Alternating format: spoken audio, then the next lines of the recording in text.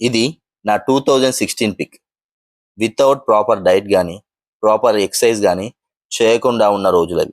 Daddy చనిపోయిన ఒక 10 months వరకు కూడా డిపెండెంట్ జాబ్ కోసం తిరుగుతూ without any proper diet proper exercise చేయకుండా ఉన్నదానికి రిజల్ట్ అది. The first day of my duty under గ్రౌండ్కి వెళ్ళొచ్చిన తర్వాత పిక్ అది.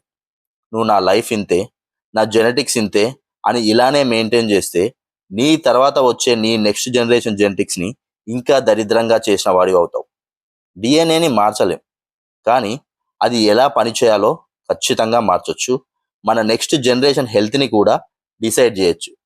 జెనెటిక్స్ అనేది ఓన్లీ వే స్ట్రేట్ పాయింట్ లాంటిది, బట్ మన ఎపిజెనెటిక్స్ అనేవి మన చేతిలో ఉన్న స్టీరింగ్ లాంటిది.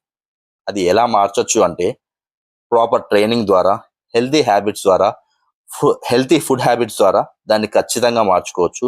మన నెక్స్ట్ జనరేషన్కి నీ ద్వారా వచ్చే జెనెటిక్స్ని ఇంకా హెల్తీగా కూడా చూపించవచ్చు. అది ఎలానో నువ్వే డిసైడ్ చేసుకో నీ ద్వారా.